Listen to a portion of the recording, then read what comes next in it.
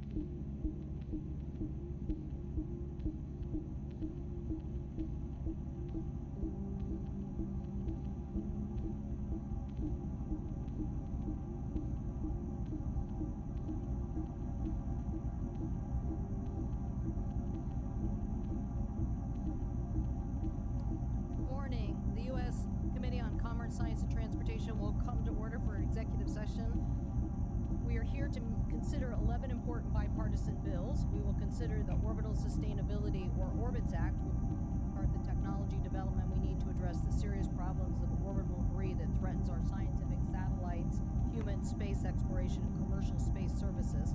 I want to thank Senators Hickenlooper, Lummis, Wicker, and Sinema for their leadership on this legislation. We will next consider the combating human rights abuses led by Senator Peters and Lummis. This bill confronts human rights abuses around the world, particularly those suffered by the Uyghur population in China. And by providing training and guidance to the Commerce Department employees, we will equip them to combat violence globally. Next, we will advance the bipartisan National Manufacturing Advisory Council for the 21st Century Act, led by Senator Peters and Baldwin, to create an annual manufacturing council based on the Department of Commerce to advise Congress on how to ensure U.S. maintains its global leadership in manufacturing. This council would act as a bridge between the private sector and federal government on manufacturing issues. And I personally believe, looking at my own state, that the advent of the information age and advancements in information technology and the bill that we passed on chips and science is really helping us bring back a lot more manufacturing to the United States and create more high-wage jobs. I'm pleased to join Ranking Member Cruz in the Ticket Act, which will bring transparency and fairness to event ticketing, required that sellers disclose the total ticket price up front. I thank Senator Cruz for the legislation, and puts an end to hidden fees. This price will say exactly what you will pay. Some of my colleagues have raised concerns about speculative ticket pricing. I know our colleague, Senator Klobuchar, has been a leader, and I want to work with her and others to ensure that in the future, venues who have to fight against the scourge of people trying to pretend that they're selling tickets to their venue, that we actually stop that practice in the future. The Launch Communications Act provides U.S. commercial space launch industry with streamlined access to radio frequency spectrum needed for safe and efficient launches. I want to thank Senator Schmidt and Hickenlooper for this legislation, which will help ensure the United States remain a global leader in commercial satellites. And next, we have the AM Radio for Everyone Act. I want to thank Senators Markey and Cruz for leading this effort, and our colleagues Baldwin, Fisher, Lujan, Vance, Wicker, Capito, Klobuchar, Budd, Blackburn, Tester, Young, and Sullivan, along with myself, for co-sponsoring the AM Radio bill, because it is an essential source of local news, weather, and emergency information. And this is important legislation to make sure that it remains a part of what consumers have access to. The Strengthening Support for American Manufacturing Act is next, led by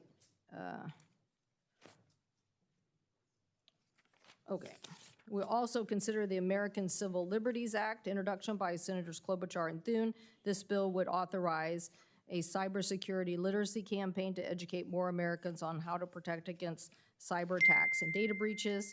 And next, I'm asking my colleagues to support the Country of Origin Online Labeling Act. This bill, led by Senators Baldwin and Vance, requires that online sellers must disclose their product's country of origin.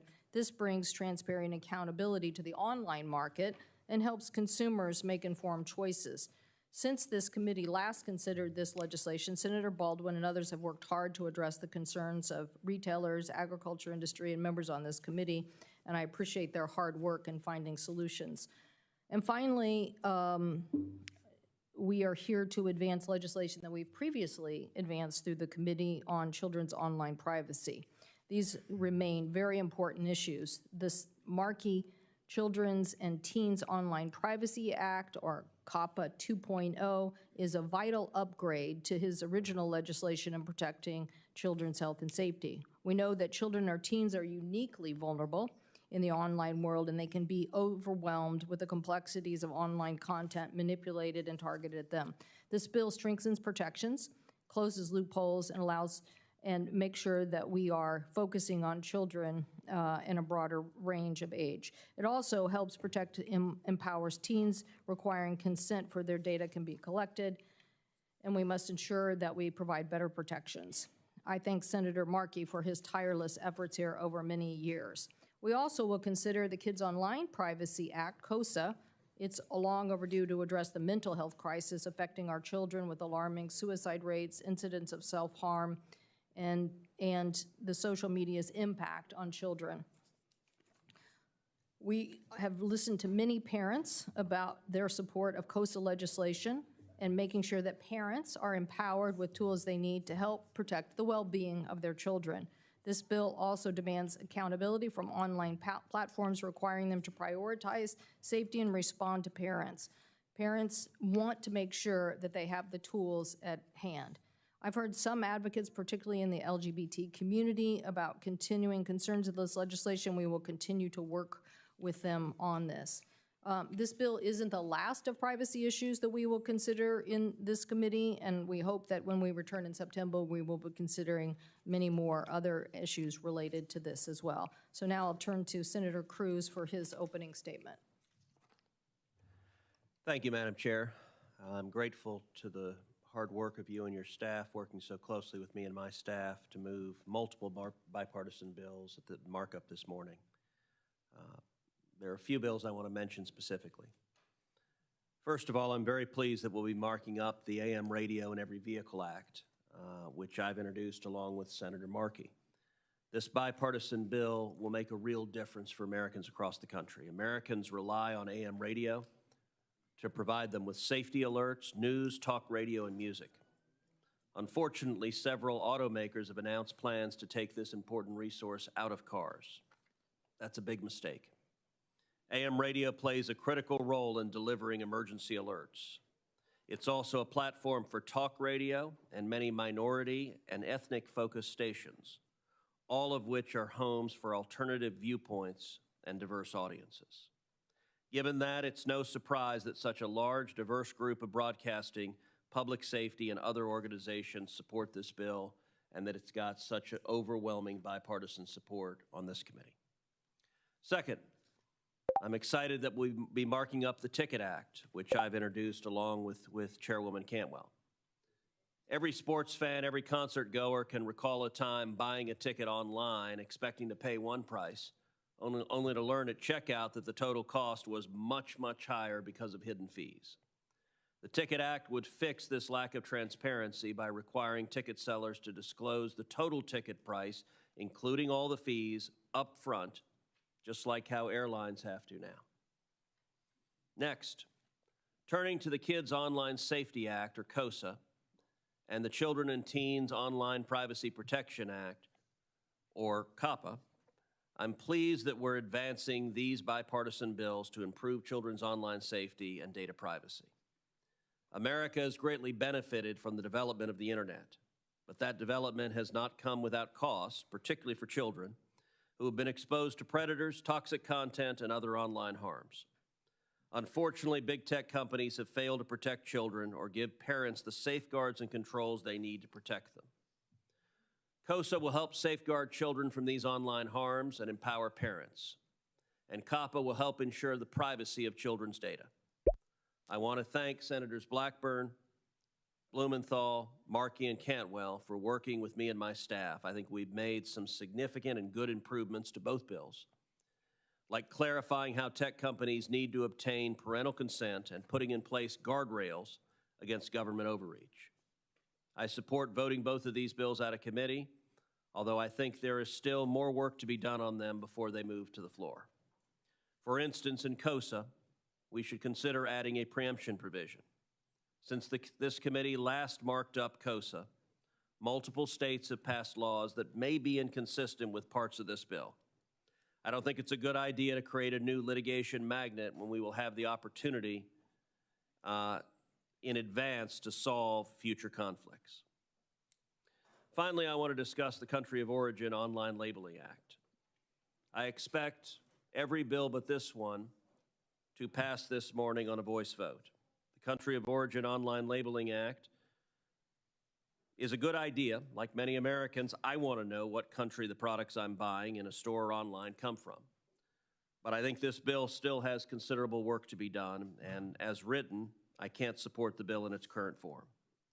I am happy to continue working with my colleagues to try to get it right, but I will highlight a few significant issues with this bill.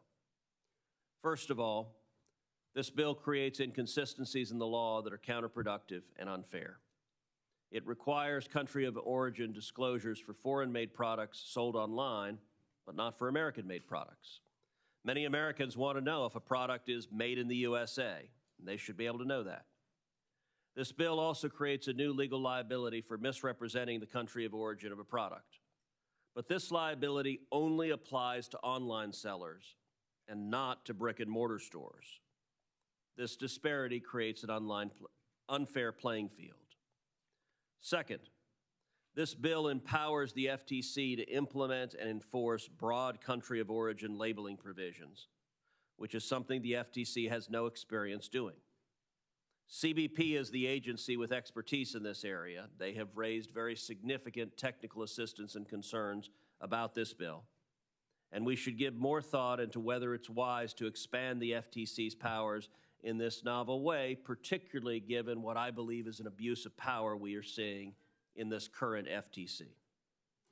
Third, this bill does not resolve the difficult issue of how to determine the country of origin for products made with components from different countries.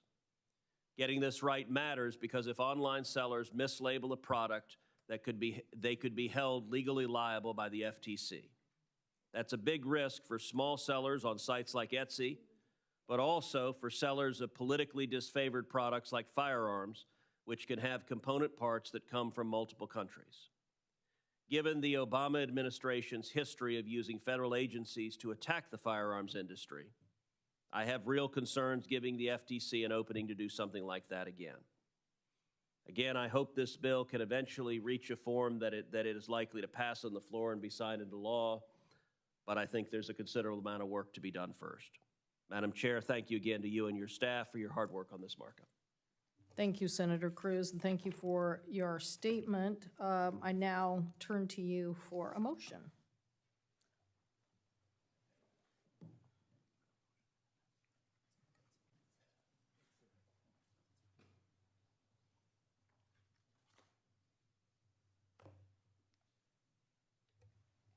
Thank you, Madam Chair.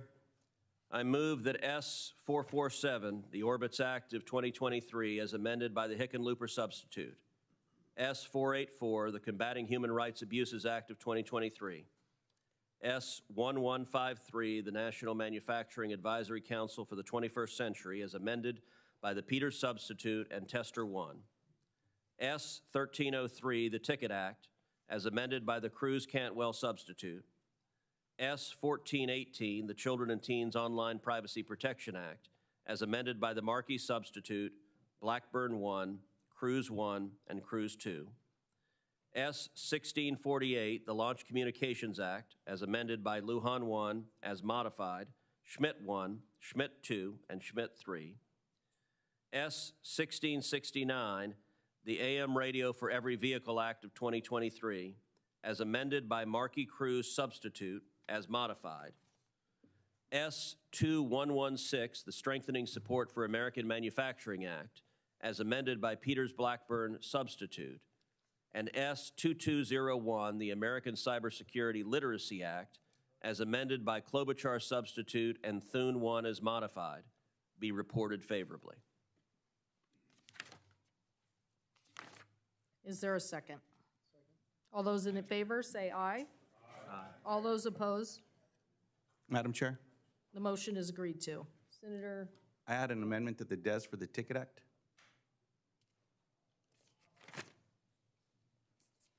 Titled Lujan 1.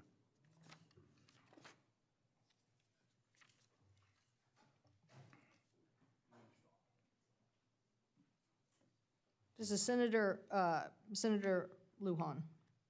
Thank you, Madam Chair. Madam Chair, for those who may not know, a speculative ticket is a ticket put up for sale by a broker when the broker does not yet have the ticket in hand. Powered by bots. Those of you that have bought tickets to venues know exactly what I'm talking about here. Brokers are hedging that they can eventually obtain a ticket at a lower price and pocket the profit, and they've not even gotten the darn thing. They're just jacking up the price. Speculative tickets drive up prices, confuse consumers, and undermine artists. Often consumers are left with no ticket at all. As long as we allow speculative tickets, we will continue to see bots gobbling up tickets and reselling them at inflated prices. And by the way, the Bots Act already makes it illegal to bypass a website's security or tech features in order to purchase tickets.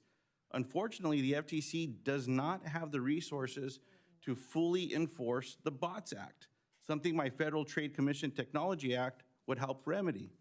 Now, Madam Chair, I very much appreciate your opening statement and your commitment to work on this, the work that Senator Klobuchar is already doing in this space as well. I want to encourage us to act as swiftly as possible on this because all of our consumers are still being taken advantage of. With that, I withdraw my amendment. Thank you. Senator Klobuchar.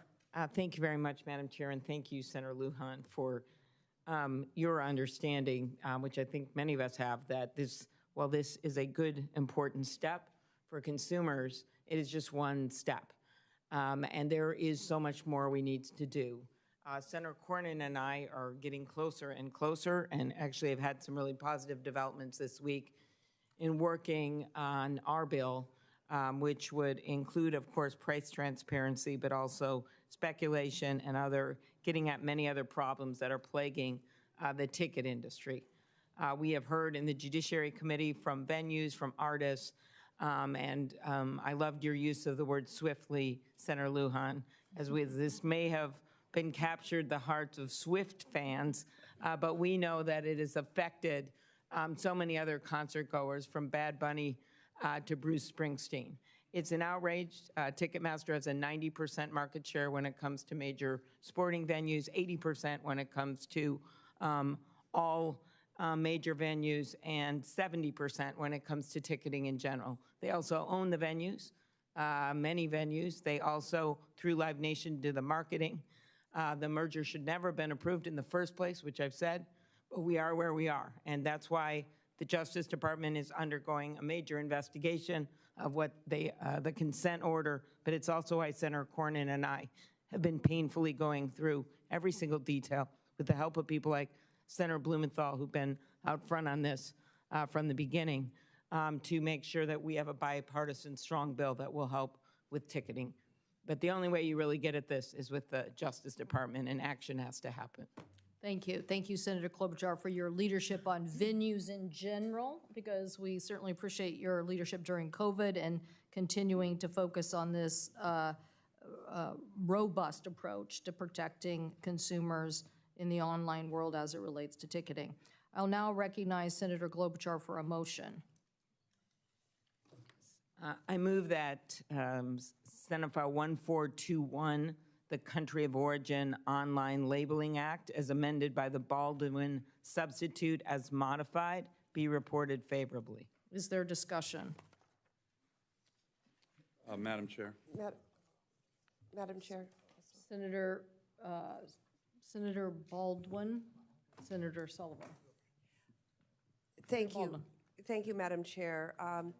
I am pleased that the committee is once again taking up this legislation. For those who weren't around last session, this measure came up as an amendment to what became the Chips and Science Act. We actually had a very robust debate in our committee, and we incorporated the Cool Online Act as part of that bill. Sadly, they took it out in the House, otherwise it would already be law. But let me just quickly summarize.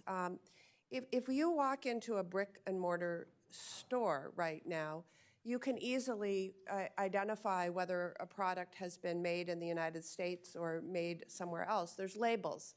If I were to look at the back of my blazer, there'd be a label there that would tell you where this blazer came from.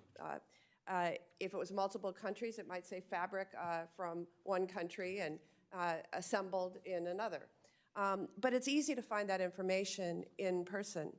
Online, the online retailers don't have the obligation at this point in time to simply reveal what the labels of the products say. It would be a simple task to do, I might add. The failure to do that also creates hardships for small businesses. I've visited with 2 Wisconsin businesses where knockoff products that look like the product made in Wisconsin were being produced elsewhere. And an online consumer would have no way of getting that information, and it causes harm to domestic businesses when that happens. There were a couple of comments made by our ranking member at the beginning in his opening statement. One had to do with enforcement. Let me assure the ranking member that when we reached out to CBP, they made it very clear that they did not want to be charged with enforcing this online labeling, and so it appropriately lies where it is in the bill. And then lastly, I would say that I appreciated the ranking member through staff offering a number of ideas to improve the bill that we have indeed incorporated, and would simply say to my colleagues, it's high time, especially as we see a transition to more online shopping as we emerge from the pandemic and times where we didn't have the opportunity to go into the brick and mortar stores, that we empower consumers with the information about where the product that they're purchasing was made. So with that, I would hope that we could adopt the substitute without any further amendment that would be dilatory, and I ask for my colleagues' support. Senator Sullivan. Thank you, Madam Chair. I want to call up Sullivan 1, and this relates to king and tanner crab and cooked crab and canned salmon, country of origin issues, and I appreciate the members on both sides of putting these issues into the bill, but I also believe that the ranking member has some issues that he's raised that provide for an opportunity with regard to second degrees that are worthy of debate. And so I know some of my colleagues, and I have a lot of respect for Senator Baldwin in particular. We've worked on these issues before, but I'd like to call this up and move forward possibly with what the ranking member has raised as some of his concerns. Senator Cruz. Thank you, Madam Chair. Thank you, Senator Sullivan. I'd like to call up my second degree amendment to Sullivan 1, which is Cruz 1 as modified. And I will reiterate the offer I made in the opening that I and my staff remain more than happy to work with the sponsors of this bill to try to improve it and get it to a point where we have a bill that will get wide bipartisan support. This particular amendment is straightforward. It prohibits discrimination against products made in Israel. This bill grants new and explicit authority to the FTC to promulgate rules and to enforce new labeling requirements of the bill. While I am certain it's not the intention of either of the bill authors, we have unfortunately seen these kind of product labeling requirements, both in the Obama administration and in other countries in Europe, be aggressively weaponized against the state of Israel as a tool for anti-Semitic boycotts, divestiture, and sanction activists. These activists insist that goods made in Judea and Samaria be prohibited from using the term made in Israel in an effort to delegitimize the territories under Israeli control. German activists even went on patrols in German stores to, quote, inspect stores to force labeling of Israeli products, an effort which brings ugly remembrances of past events. It is the unfortunate reality that anti-Semitism is alive and well this day and is reflected in multiple efforts to boycott Israeli Jews. For example, at the beginning of 2021, the State Department began implementing a policy prohibiting aid for joint projects between Americans and Israeli Jews, when the Israeli Jews are doing their research in Judea and Samaria, including in parts of Jerusalem. This policy, I believe, is straightforwardly anti-Semitic. It is a boycott of Israeli Jews. There is no way to relitigate this issue. The United States has never had such a unilateral policy prohibiting science and technological cooperation on the basis of geography. Some say a policy differentiating Israel from Judea and Samaria is necessary to preserve a two-state solution. They say they don't want to prejudice a final outcome by funding projects or legitimizing products in disputed territories. This is simply not true. They are more than happy to fund Palestinian projects or buy Palestinian goods all the time. So my amendment's simple. It says that for purposes of enforcing this act, the FTC cannot discriminate against any community or entity in Israeli territory based on the geographic location of such community. That is, the FTC cannot go around punishing online sellers of goods for labeling their products made in Israel if the products originated from Judea and Samaria. At a time when the United States government is unfortunately pursuing an anti-Semitic boycott and at the expense of the safety, security, prosperity, and health of American people by refusing to fund scientific projects, and when Europe and the EU are engaged in exactly the kind of discriminatory labeling practices that my amendment seeks to prevent, this threat is not hypothetical. With the current leadership of the FTC, it is very easy to imagine a direct assault on Israel. We should therefore be putting guardrails in place on the front end to prevent this kind of anti-Semitic discrimination from occurring in the first place. And I urge a yes vote on my amendment. Thank you, Senator Cruz. Madam Chair. Madam Chair. Yes, I Senator Vance. Just as the sponsor, I just wanted to address a couple of the ranking members' points, and I appreciate the ranking member's offer to continue to work on the legislation. And I frankly think that we could probably have done a better job at getting this in a place where it could earn a broader bipartisan support. And I look forward to working with the ranking member and others to ensure that happens. I know this is not nearly close to done, and Senator Cruz, I hope we will work together on this in the coming months. I do want to address these amendments, not just this particular amendment, but others as well. On the Israel amendment, I think the ranking member makes a reasonable point. I'm actually mildly persuaded by the point, and so I'm going to vote on the amendment. But I also think that it's important to say that there are a lot of good amendments that I think would make explicit protections in this legislation that I don't think are totally necessary. And so I hope my colleagues join me in supporting the amendment, but I hope that if it does fail, as I suspect it will, given where a lot of our colleagues on the other side are going to come out on this, I don't think it justifies tanking the whole piece of legislation. So just wanted to throw that out there. Thank you. Thank you, Senator Vance. I believe this amendment should have been offered in the Senate Foreign Relations Committee, which is the jurisdiction of this issue. And that opportunity existed on July 13th at the State Department reauthorization. However, it wasn't offered. This foreign policy is outside this committee's jurisdiction and I believe shouldn't be considered here. So, would you like a roll call vote on that, Senator Cruz? I would, and if I could just briefly respond to that point.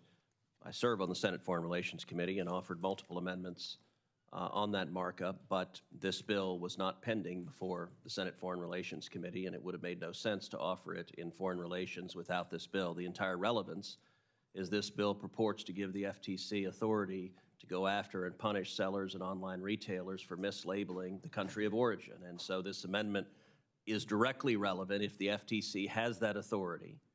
We have seen the Obama administration go after and target Judea and Samaria using these sorts of labeling requirements. We've seen the European Union go after Judea and Samaria using these kinds of labeling requirements. So the threat is not hypothetical, and the reason it's offered as an amendment to this bill because it is this bill that would give the FTC the authority to do it. I think the underlying amendment is more about research and development in these parts of Israel. So with that, if you would like a roll call vote, the clerk will call the roll. Ms. Klobuchar? No. Mr. Schatz? No. Mr. Markey? No. Mr. Peters? No. Ms. Baldwin? No. Ms. Duckworth? No. Mr. Tester? No. Ms. Sinema? No. Ms. Rosen? No. Mr. Lujan? No. Mr. Hickenlooper? Mr. Warnock? No. Mr. Welch? No. Mr. Cruz? Aye. Mr. Thune? Aye. Mr. Wicker? Aye by proxy. Mrs. Fisher? Mr. Moran?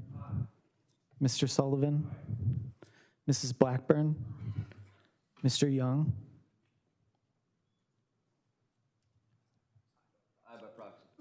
Mr. Budd, Mr. Schmidt, Mr. Vance, Mrs. Capito, Ms. Lummis, Ms. Cantwell.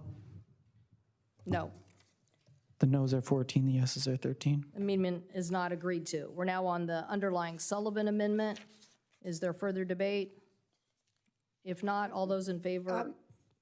Madam Chair, Yes. Senator Baldwin. quickly, 2 points. The underlying Sullivan Amendment was adopted as part of the substitute, so adopting it anew would create redundant language. We have already incorporated the Sullivan Amendment in the substitute. Thank you. Maybe it can be withdrawn? Madam Chair, to that point, as long as that language is still in the underlying bill, I would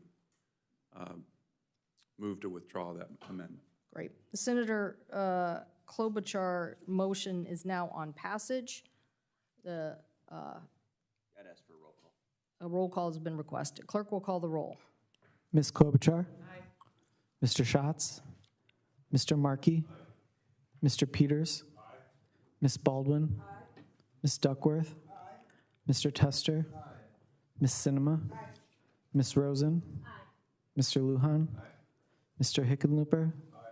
Mr. Warnock? Mr. Welch? Mr. Cruz? No. Mr. Thune? Mr. Wicker? No by proxy. Madam Chair, what's the vote right now? On final passage of The the overall. Baldwin bill. Mrs. Fisher? Mr. Moran? Mr. Sullivan? Mrs. Blackburn? Mr. Young? No by proxy. Mr. Budd? Mr. Schmidt? Mr. Vance? Mrs. Capito? Ms. Lummis? Ms. Cantwell? Aye. The yeses are 16, the noes are 11. Legislation is agreed to. I now call on Madam Chair, if I could be recognized, please. Senator Peters. On the S-1669, which passed unanimously earlier, I'd like to be recorded as a no, please. So noted. Call on Senator Cruz for a motion.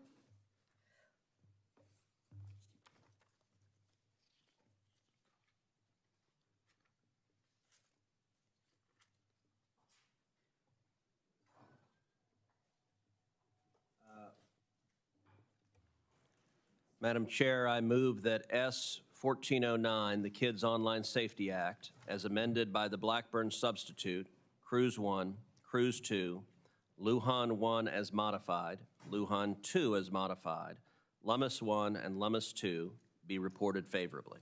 Is there a second? Madam Chair. Is there a second? Thank you. Discussion. Madam Chairman? What, Senator Schatz? Thank you, Madam Chair. I call up Schatz 4. We are in a crisis. We are now more than a decade into the largest epidemic of teen mental illness on record, and we know exactly what's driving it. Social media and its algorithmic boosting that uses kids' personal data to manipulate them. This started in around 2012, coinciding with the release of smartphones with front-facing cameras, and it is continued in lockstep with the popularity of apps like Facebook, Instagram, and TikTok. And the business model is very simple. The duration of a user on the app and the extent to which they engage with the content is directly correlated to ad revenue. And so social media companies have stumbled upon a stubborn but devastating fact. The way to get kids to linger on platforms and maximize profit is to upset them, to make them outraged, agitated, scared, vulnerable, despondent, anxious, suicidal, homicidal. And the results are catastrophic. A study from the CDC has found that nearly two-thirds of high school girls and one-third of high school boys feel persistently sad or hopeless.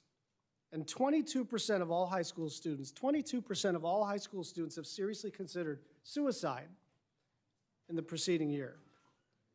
Now, I have a bipartisan bill now with more than 10 members called the Protecting Kids on Social Media Act, and it is a common sense, bipartisan approach to help to stop this suffering. Following the Surgeon General's recommendations, it prohibits users under the age of 13 from accessing social media platforms at all. I want everybody to understand how crisp that is. I want everybody to understand that that is the collective judgment that we're eventually going to have to make. Are these things safe at all? Is there any public policy upside for a 9-year-old to be on TikTok and to get body image issues and to become increasingly despondent and never leave their house and constantly stare at their phone? That is what's happening. Ask any parent. Ask any parent. And I will note that many of the co-sponsors of my legislation are parents. It requires social media companies to verify the age of their users and raises the verification standard so you can't just click a button and say, yeah, I'm 18. It requires parental consent for users 13 through 17, letting families make best decisions for their children. And for users under 18, it bans algorithmic boosting, which is euphemistically described as personalized recommendations by the tech companies.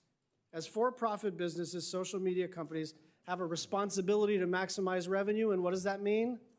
They have a responsibility to systematically create a mental health crisis in this generation of kids and the generation to come. No child should get anxious going on YouTube. No child should be depressed from TikTok. No child should want to kill themselves because of what they saw on Instagram. And by instituting these simple and straightforward guidelines, we'll be able to give the next generation some hope and some safety. I've had a very productive conversation with the chair and a brief conversation with the ranking member. And I won't speak for her, but I am very confident that we're going to be able to work towards a markup in the fall. And so, therefore, I withdraw the amendment. Senator Schatz, I want to thank you for your leadership on privacy overall. You and Senator Wicker have played a key role in the discussion of online privacy for some time now, and appreciate it. And I do believe your idea about successfully making sure that a certain age group is prohibited from their access is an important idea. So I want to work with you to mark up your legislation in the future. I do think that this is an important concept. I think the current draft language has some questions about its actual intention, and so I'd like to work with you to perfect that language for the future. Thank you. And Madam Chair, I'd like to reiterate what you just said. Senator Schatz and I had a brief conversation this morning, and I am eager to work with him on this legislation. He and I are both fathers. I've got a 12-year-old daughter and a 15-year-old daughter, and the threats that Senator Schatz described are real and acute, and every parent of teens and near teens is struggling with it. I hope this committee can move legislation that addresses this problem forward, because it is what we are doing to our kids is unconscionable. Thank you. Senator Thune. Madam Chair, I just wanted to comment and compliment Senator Schatz on his statement. Very powerful, very accurate, and we disagree on a lot of things here in the U.S. Senate, but I think if we can't get together when 1/3 of teenage girls in the United States are contemplating killing themselves, then nothing else, in my view, should even matter. So this is a really important area of increasing bipartisan support, and there's been a lot of leaders on this. Senator Blackburn, Senator Blumenthal, Senator Schatz. I just think this is an area that we have to prioritize as U.S. senators. Read the stats, read the statistics. We talk a lot about this is a crisis, that's a crisis. This is a crisis.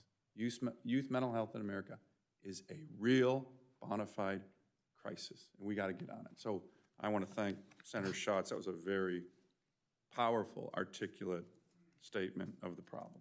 Well, I definitely look forward to using all our colleagues' energies to focus on this when we return in September, among other issues related to AI and privacy as well. Senator Thune.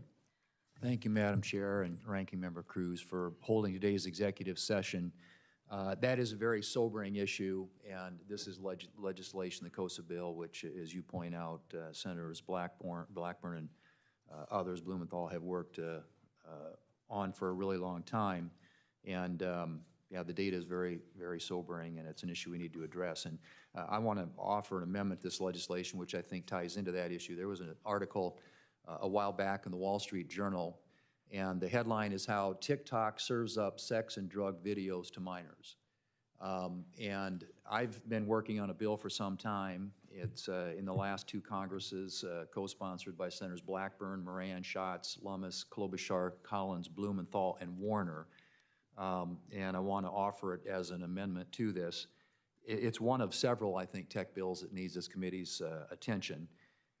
We have yet to, since I introduced this bill back in 2019, consider any proposals to bring additional transparency and accountability to the largest tech companies. And exactly 1 year ago, I offered and withdrew the Filter Bubble Transparency Act as an amendment when the committee passed KOSA with a commitment that filter bubble would be considered at a future markup. And I think this is that perfect opportunity, that perfect markup. It's my view that this committee has a unique opportunity to exercise its jurisdiction to address many of the concerns we've all heard about social media's damaging effect on consumers. We've all heard the testimony time and time again in front of this committee that people aren't always aware of the way that big tech companies collect user data and mold online experiences for billions of users, which is exactly why I introduced this legislation in the first place. And let me just say, this is a regular order process. We've had multiple hearings on this subject, on the legislation, on the issue, and I think it's time for us to act. It does tie in exactly to what we're talking about here, and that is dealing with these issues where you are allowing the algorithm to decide what people see rather than letting people decide what they see. The filter bubble is a very simple concept. A tech company has to notify you if they are using an algorithm to manipulate the content that you see. And secondly, they have to give you the option of not being manipulated by an algorithm and just seeing content in a regular chronological feed. It's a straightforward way of bringing more transparency and more accountability to big tech, and children are certainly subjected on a daily basis to the filter bubble. So I've been pushing for several years now. I said I introduced this in 2019. I called it up a year ago today as an amendment, withdrew it with an understanding that we get an opportunity to vote on it at a certain time in the future. And we've had multiple hearings on this subject. It's a very clear and simple response and something that I think this committee ought to act on in this space. Very simple. They have to notify you if they're using an algorithm to manipulate what you're seeing. Secondly, they have to give the consumer the option to decide whether or not they want to be manipulated by an algorithm or whether they would like to see their content in a normal chronological feed. It's a straightforward amendment, and I think it fits nicely within what we're trying to accomplish here today, and I would urge the committee to adopt it. Further discussion? Senator Klobuchar. Yes, I've been a long time co-sponsor of Senator Thune's amendment, and I want to thank him. I do think that the time, as he noted, for hearings is over. We've had so many hearings on this, and I want to especially thank Senator Blumenthal and Senator Blackburn for their leadership. Senator Blumenthal here in the front row, having previously been on this committee. We won't hold it against him that he left. But the whole idea here is that so many of us have been involved in this issue, but yet we still haven't passed any laws, whether it's about competition policy, whether it's about upholding newspapers that are folding every single day, whether it's about child privacy, and just the time for talk is done, because this is folding around us, as pointed out so well by so many of my colleagues. So I'm glad that we have some bipartisan support for this bill. I'm eager to support it and glad that Senator Thune put in his amendment on something critical, the manipulation of kids. Further discussion? If not, all those in favor say aye. Aye. Opposed? The amendment is agreed to. Now is on Senator Cruz's motion on passage. All those in favor? Madam Chairman? Yes. I- Senator Blackburn. Pardon me. Thank you so much. Of course, we are appreciative of the markup today, and Senator Blumenthal is here today. I think it's important to note, as we've discussed, pardon me, sinuses, allergies, as we have discussed how long it has taken to get to this point where we're actually going to move something. Now, Peter Welch was in the House with me when we came up with the first online bipartisan privacy bill, and it was there at Energy and Commerce Committee. That, believe it or not, was 2012. So it's been a long time in the works, and big tech has fought every step of the way on this process. And Senator Blumenthal and I have remarked many times as we've met with parents, as we've met with teachers and medical professionals and mental health professionals and heard hours of testimony, how devastating this is, totally devastating it is to these families and the loss of life of our teens. And the Surgeon General was in my office this morning before we came down here for the markup. And he is quite concerned about what is happening with the mental health of our children. I think there's something that is important to note on this bill. It puts the burden on big tech to do privacy by design, safety by design, to expose these algorithms and to create that safer environment for our children. So I thank our staffs and everyone who has worked on this, and I encourage passage. Thank you, Senator Blackburn, and thank you to you, particularly for that long-standing activity in this area, both in the House of Representatives and here on the committee, and to our colleague who was with us. I'm not sure if you miss being on the committee. Maybe that's a good idea. You're off the committee.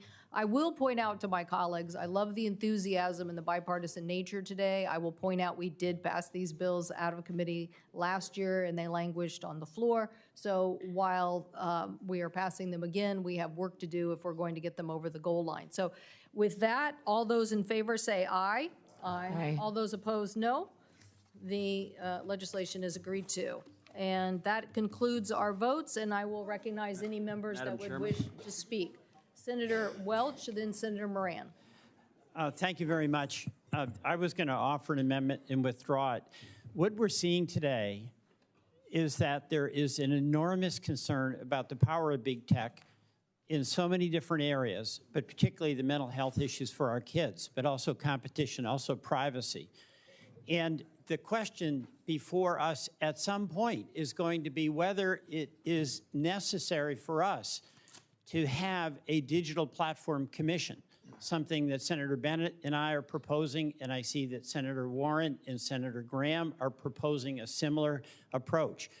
When we faced major problems as a result of emerging technologies, as we did on Wall Street with we created the Securities and Exchange Commission, as we did when railroads in the late 1800s were ripping off farmers and we created the Interstate Commerce Commission, as we did in 1934 with the Federal Communications Commission. The question for us is, can we do things that are going to protect the public interest, especially kids, but the public interest writ large, competitors, commerce, without having the benefit of an agency that is properly staffed to stand up to big tech and advocate for the public interest. I hope, Madam Chair, that at some point we will have a hearing on our Digital Platform Commission to discuss this issue. There have been so many individual bills that have been proposed by colleagues on both sides trying to deal with this. The time, in my view, has come for us to ask the question whether we need an ongoing agency, properly staffed, properly funded, in order to stand up, protect public interest against the overweening power of big tech. Thank you, Madam Chair. Thank you. Thank you, Senator Welch. Thank you. Senator Moran. Chairwoman Cantwell, Ranking Member, thank you for this markup today and its result. I wondered, Madam Chairwoman, if you would update me or the committee, the public, on where we are on FAA reauthorization before we adjourn. Well, I think that Senator, for his inquiry, I would very much like to move an FAA bill for many, many reasons. It is clear that we don't have enough air traffic controllers. It is clear we need to upgrade the next-gen system. It is clear we need to make more investments in, and also give consumers better certainty on ticket refunds. Unfortunately, the debate over 1,500-hour rules has stymied the legislation. I would hope that our colleagues would, we've suggested many, many different avenues to try to move that forward, but Senators Thune and Sinema still remain adamant. So until that issue is resolved, we're not moving forward in the committee, unfortunately. So I would hope that all of those who want to, this issue held up the reauthorization bill 5 years ago and then was finally withdrawn. I think it puts the Senate in an untenable situation of waiting till we return in September and having the House language, so our colleagues here right before the deadline may not get the full consideration of their very important amendments. So I hope our colleagues will help resolve the issue and move forward, but I don't think we can say we're going to lower the safety standard just to get a bill. I hope we move as rapidly as we can get a bill completed. I would love to. Senator Markey. Thank you, Madam Chair. I want to take a minute to discuss a few bills that we passed today. First, my Children and Teens Online Privacy Protection Act. Thank you, Madam Chair, and Ranking Member Cruz for including this legislation on today's agenda and for working with me to build a strong bipartisan coalition behind this bill. And I appreciate both of your partnerships on these issues. I also want to thank Senator Cassidy, who has been an incredible partner on this legislation. And thank you to the experts at groups like Common Sense Media, Center for Digital Democracy, Fair Play, and the American Academy of Pediatrics for their excellent work on children and teens' privacy.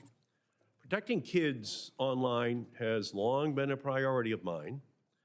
Actually, when we passed the 1996 Telecommunications Act and I was the principal Democratic author, I had a Privacy Bill of Rights in for everyone in our country. And it got knocked out in the Senate. I got it passed in the House. And I had to come back in 1998 to try to get all adults, to try to get kids at 16, but I had to settle for age 12. And that's been the law since 1998.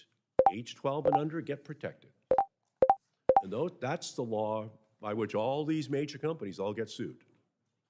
And I've been trying for 25 years to increase the age because, as I said in 1996, it's going to cause a mental health crisis.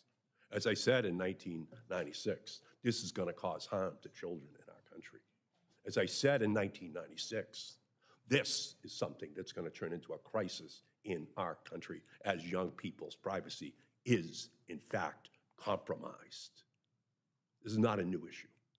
This is an issue that's been lingering out there for a generation. So it's time for us to finally come to work to grips with it. Yes, I was able to break down all the monopolies in the 90s. Yes, I was able to break down the telephone and cable and other monopolies, which they had held on to preciously. But in the deal, all we could get was protection for kids 12 and under. We have to do much, much more. So, as I've said over and over again over the years, last year, 1 in 3 high school girls contemplated suicide in the United States of America. Let me say that again. 1 in 3 girls in America contemplated suicide last year. 1 in 10 girls attempted suicide last year in the United States of America. And amongst LGBTQ youth, the number was more like 1 in 5 attempted suicide last year. That number is staggering. And we have to do something about it in this country. Kids' data, their personal information, is the raw material that big tech uses to power algorithms that push toxic content that harms children, that harms teenagers. We have to address this straight on. Today, the committee took an historic bipartisan step towards stopping big tech's targeting, tracking, and traumatizing of the young people of this country every single day. We are sending a loud message to big tech that enough is enough. Enough prioritizing money over mental health. Enough prioritizing profits over people. Enough prioritizing growth and business over young people in this country. It is time for Congress to meet this moment and to act with the urgency that these issues demand. I thank my colleagues on the committee for their support. We need to pass this children's and teenage privacy protections this year. We are in a mental health crisis. I've said this over and over and over again. I've introduced this bill over and over and over again. We have to update and upgrade who gets these protections and how strong they are. That is what we passed today out of this committee. It's absolutely, without question, something that should be at the top of the priority list. Yeah, we should be concerned about Taiwan. Yes, we should be concerned about Ukraine. But you know what's killing Americans right now? It's this. It's this. And you know who's dying? Young people. It's young people. So if we're going to be saying we got to strengthen ourselves against the Chinese, we got to strengthen ourselves against the Russian, let's strengthen ourselves against the tech industry in our own country, preying upon, taking advantage of the vulnerability of young people, their susceptibility to this marketing. So that's why today is a historic moment, and we have to finish this job this year.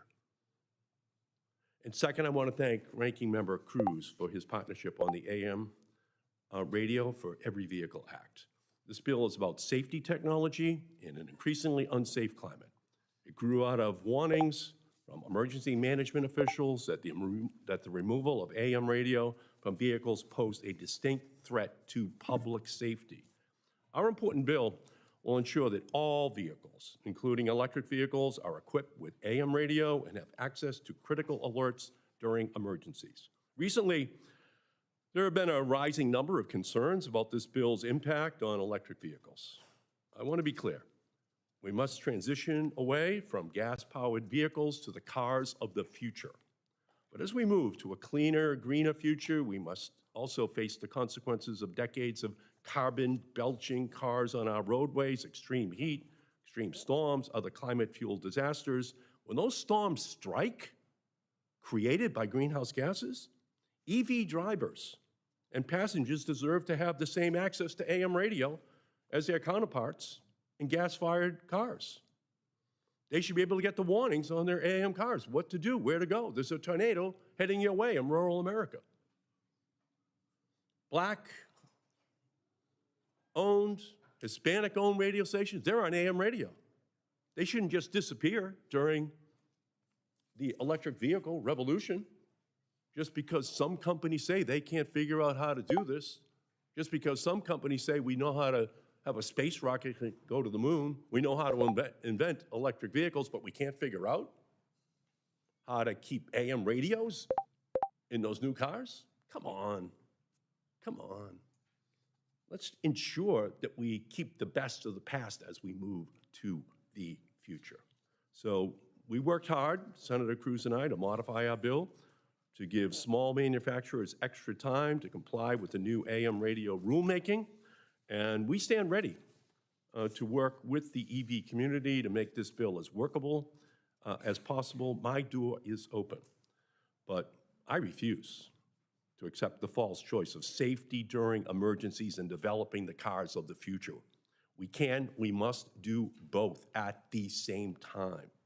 And finally, I think it's important for us as well to move forward on all of the legislation, but I would like to say that over the past few months, I have heard concerns from my constituents and civil rights groups about the Kids Online Safety Act and its potential impact on LGBTQ youth and other online communities.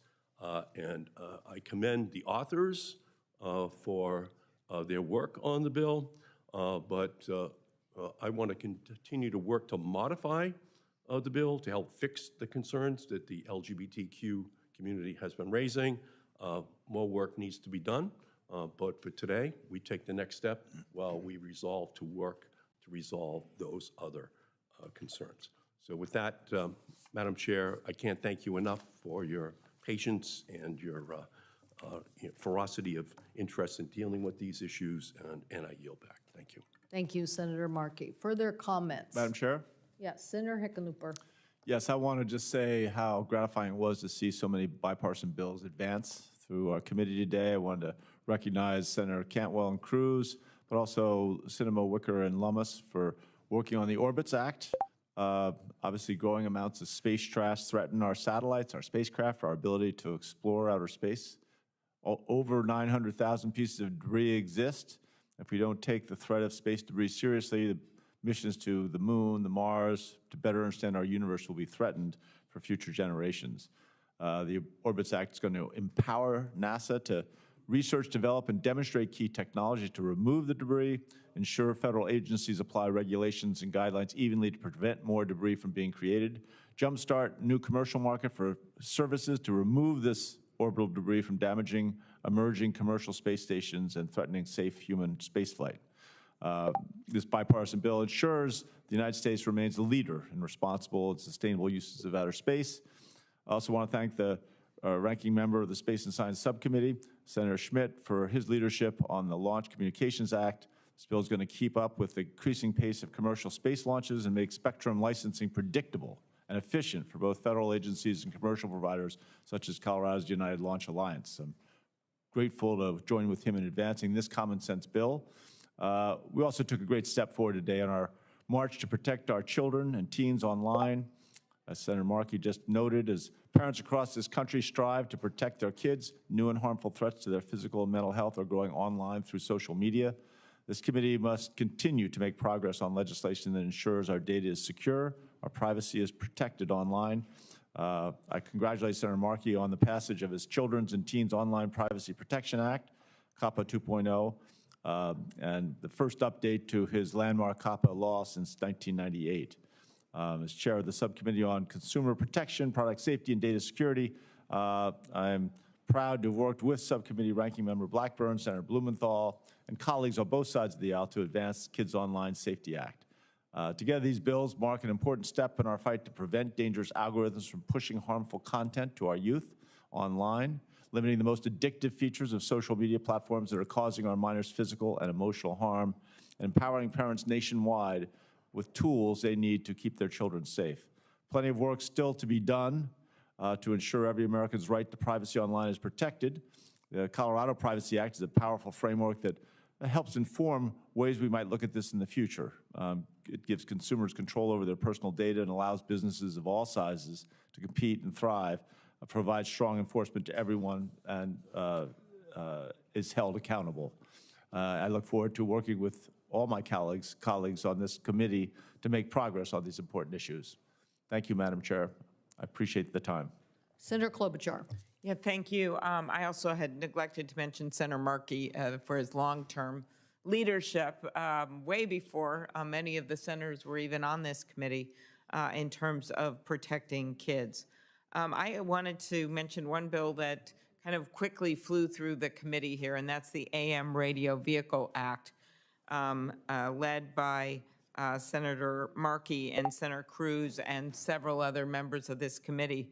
AM radio is everything for mostly the rural part of my state.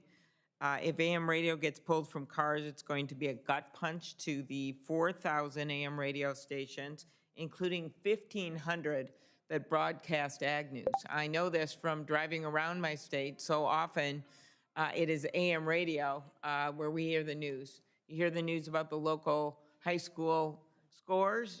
You hear the news about flooding. You hear the news about tornadoes on the way. And it is actually a fabric that keeps people together.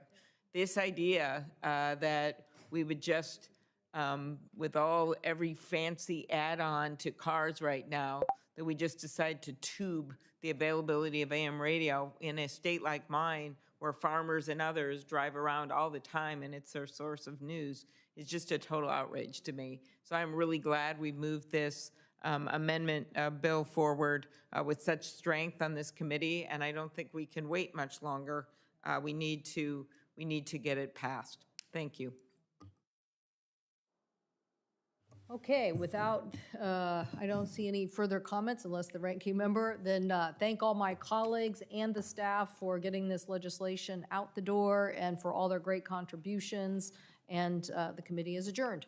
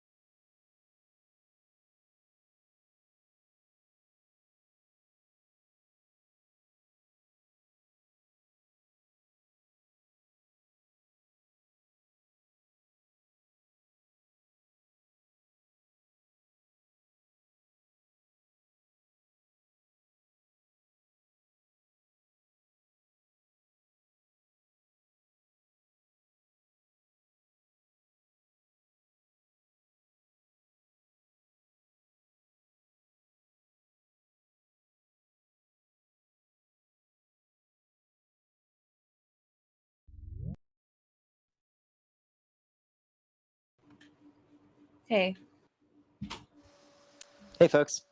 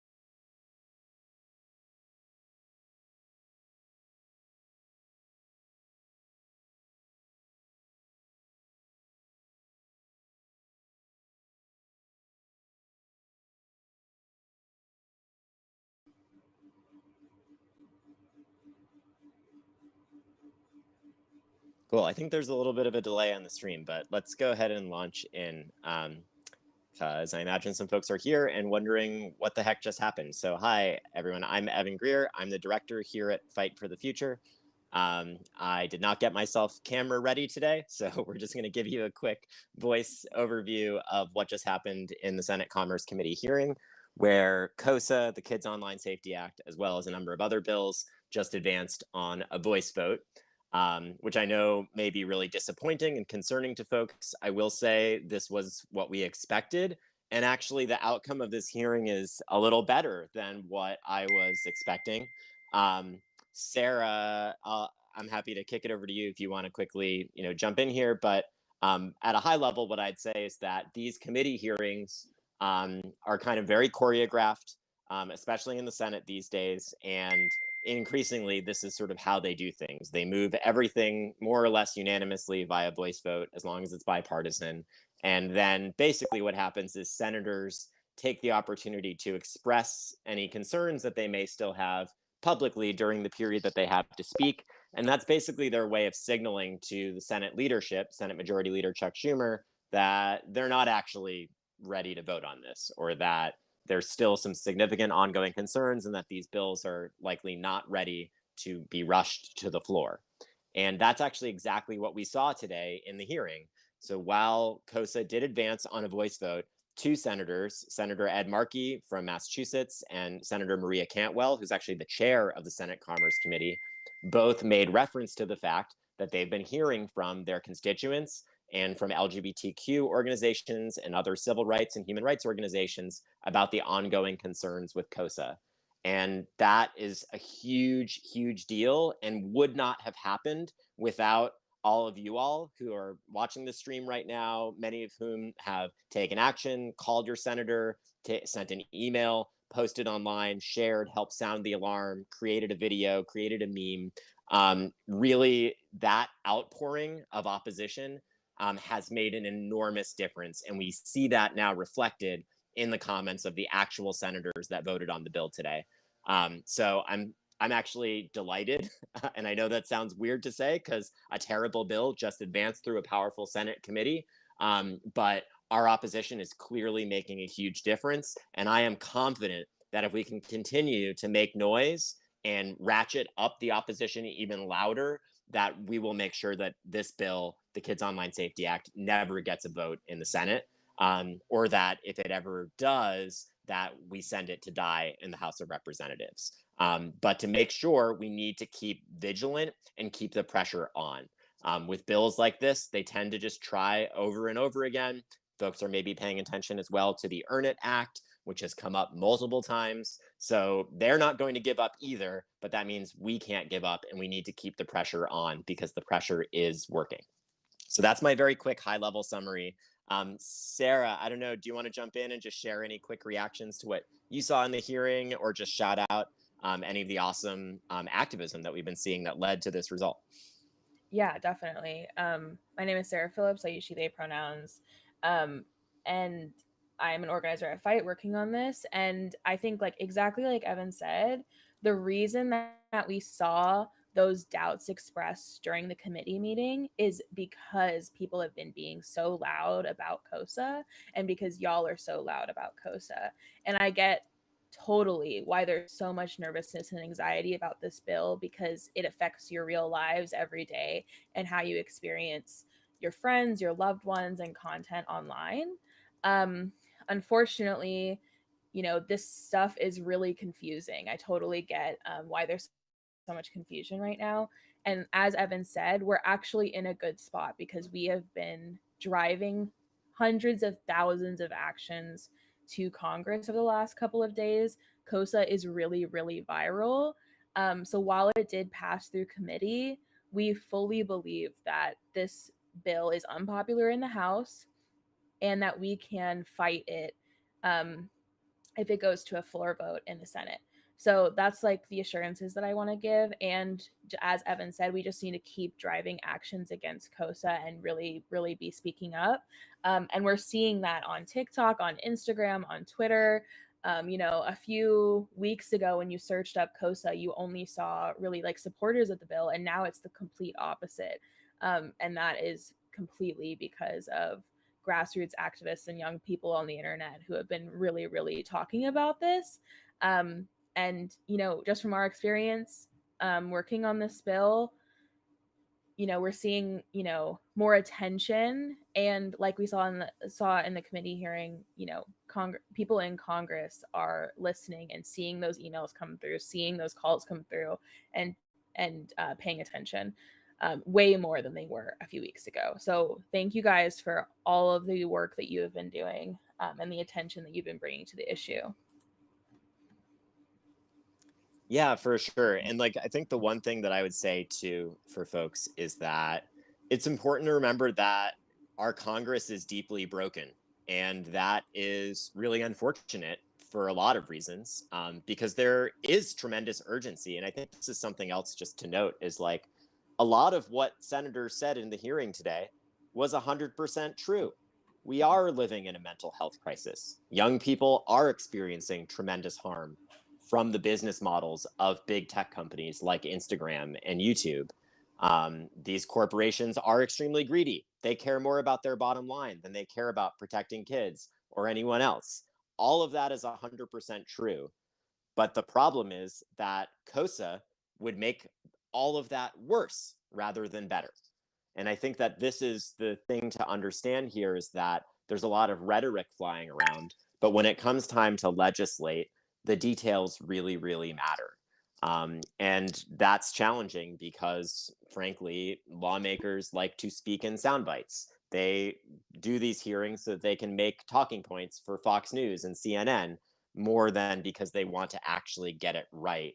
And that's, again, where we come in. That's why it's our job to hold them accountable and make sure that there's just too much of a spotlight on them to get away with doing something like KOSA, which is effectively passing a bill that sounds good, even though they know it's not. And even though they know it won't actually meaningfully address the types of harms that they say they're trying to prevent, and in many cases will actually make them worse. And I'll shout it out. Sarah has an awesome op-ed in Teen Vogue today that you should all go read that's called "The Kids Online Safety Act Would Harm LGBTQ Youth, Restrict Access to Information and Community." And it's a phenomenal piece, and everyone should go read it and share it around, because I think it really gets into the details of explaining that, yes, while this is a real problem, while we do urgently need legislation to crack down on big tech's surveillance-driven and manipulative business model, things like privacy and antitrust legislation, which Fight for the Future and other organizations have been supporting for years, while we need all of that, what we don't need is a bill that would effectively allow extremist attorneys general, the same folks that are banning gender affirming care, going after people who are providing and seeking, facilitating abortions, cracking down on LGBTQ rights, trying to arrest drag queens, all of those people, we're putting them in charge of dictating what content can be seen by younger users online. And Sarah does an amazing job of explaining the mechanics of how that works in her op-ed. So everyone should go take a look at that. Yeah, Sarah, feel free to jump in if you got anything else. Thank you. I appreciate you shouting it out. Yeah, and I think that the other thing that I wanted to mention is that, from working on this and being in communication with so many of you, we've often run into this like argument with people online, like, well, so do you not care about kids' safety? And that's exactly what Evan's speaking to right now, is that there are other policy options that really do actually address kids' privacy and do not engage in censorship. And I think that that's going to be really important for us to talk about and push and, really get out there as we're talking about KOSA, to give people another avenue to, fight these issues that they care about. And those things exist. That legislation is being worked on. There are other options that are not KOSA. And, pushing good internet bills that really do actually protect kids' privacy is a key part of this. There are other options besides KOSA that will actually do good things for kids' privacy. Yeah, and I can quickly just name some of them if that's helpful Yeah, for folks. definitely. Because I think, we named our week of action #bad internet bills because we are taking action not just against KOSA, but also against a number of other dangerous bills, including the Earn It Act, which we mentioned, which would threaten the which would threaten end-to-end encryption, which is technology that protects your private messages. If you use WhatsApp or iMessage, you're already using end-to-end encryption right now. And basically, the Earn It Act would disincentivize platforms and companies from offering that type of strong security to effectively open messages up to more surveillance from the government. We're also fighting the Stop CSAM Act, which is very, very similar, more or less just the Earn It Act under another name with a few minor changes. The Restrict Act, which folks may remember kind of came up in the debate around TikTok, and that would give the executive branch unprecedented authority to ban entire apps in a way that would completely violate the First Amendment, but also threatens our ability to use the platforms that we choose to express ourselves. And then finally, Cooper Davis, which is another bill that attempts to address a real problem, which is the fentanyl crisis and young people purchasing dangerous drugs online, but attempts to do that, once again, rather than actually trying to address the underlying roots of this problem through expanding surveillance and censorship. And really, that's kind of the bottom line here. We want to see these issues addressed, and we think they can be addressed, but not if we go in this direction of just thinking that more government censorship and surveillance is going to solve these deep societal problems. So instead, Fight for the Future would love to see the entire surveillance capitalist business model of the tech industry dismantled. One step toward doing that would be passing strong data privacy legislation, like the American Data Privacy Protection Act, or ADPA. Now, this isn't a perfect bill. There's a lot of things about it that we would like to see strengthened, but it does not contain any of the censorship provisions that something like KOSA does, and it would prevent companies from collecting and harvesting so much data about us in the first place, and then using that data to do things like power their algorithmic recommendation systems. So that would actually start to address some of the issues that KOSA supporters say they want to address, like Instagram algorithmically recommending extreme dieting content to young people or other harmful content, because it would prevent those companies from using your personal data to recommend content to you. That would go a long way toward addressing these harms while also protecting a lot of other aspects of our rights by simply just reducing the amount that companies can harvest our data and use it to manipulate us for any number of reasons without throwing marginalized people and particularly trans folks under the bus. We would also love to see antitrust legislation pass, including the American Innovation and Choice Online Act and the Open App Markets Act. That would go a long way toward cracking down on the abusive monopoly practices of these big tech companies and basically lead us toward a world where we can have more choices. I don't know if folks who are listening have maybe tried out a platform like Mastodon or Blue Sky. There are other places online that have very different types of community standards that are not as profit driven. What we need is a world with more of those, more options, so that if you do not like the privacy provisions or the content regulation strategies of one platform, you actually have other platforms that you can go to. Right now, there's such a tiny handful of platforms that more or less all have similar policies and similar surveillance-driven business models. What we need is a world where we have more choices, and antitrust legislation would help us get toward that.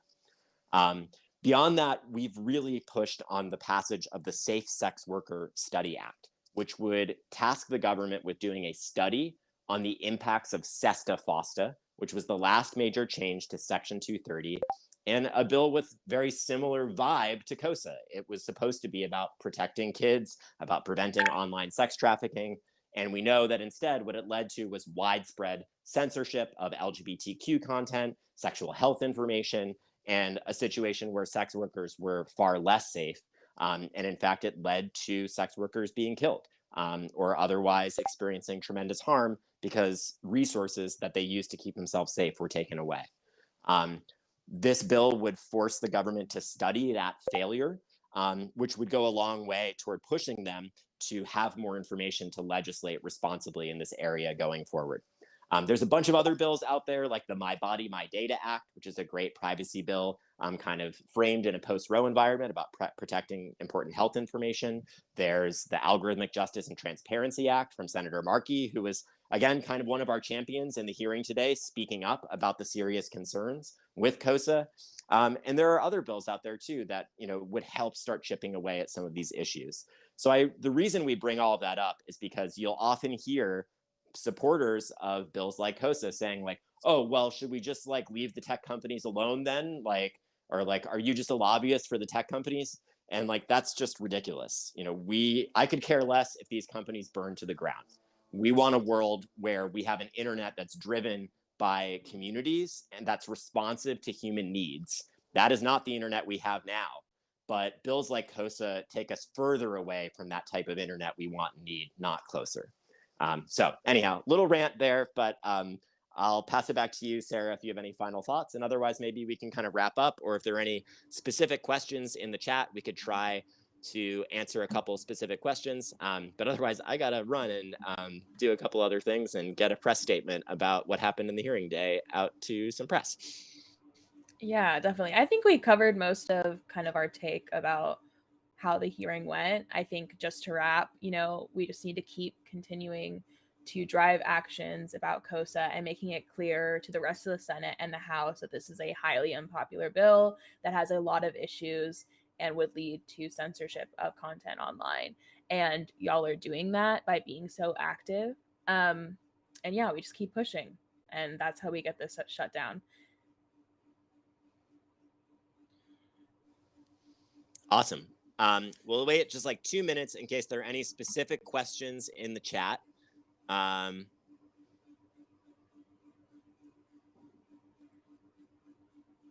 One thing I'll just say, I hear folks saying like, other organizations are saying it's definitely going to pass now.